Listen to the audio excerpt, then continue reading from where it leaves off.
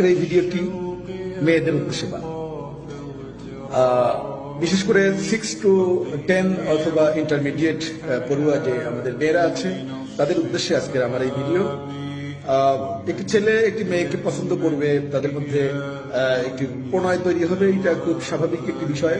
আল্লাহ পাক আমাদের শরীরে সেই উপাদানাবলী দিয়েই তৈরি করেছেন, এটা খারাপ কিছু নয়। তবে খারাপ সেটাই যে সমস্ত মেয়েরা মোবাইল ইউজ করে বা হোয়াটসঅ্যাপ মেসেঞ্জার ব্যবহার করে।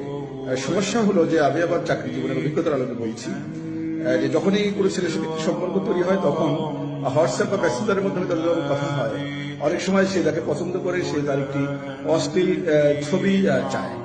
তখন সে তো ভাবে যে ওর সাথে আমার সম্পর্কে আছে, ঠিক আছে, আমি তো মেসেঞ্জার বা হোয়াটসঅ্যাপের মাধ্যমেই দিচ্ছি।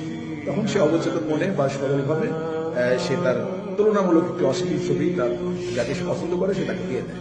পরবর্তীতে কিন্তু তাদের মধ্যে অনেক সময় সম্পর্কের অবনতি হয়, অনেক সময় সম্পর্ক ভেঙে যায়, আর এই তখনই ওই ছবির কারণে সে হয়ে যায় ভিকটিম।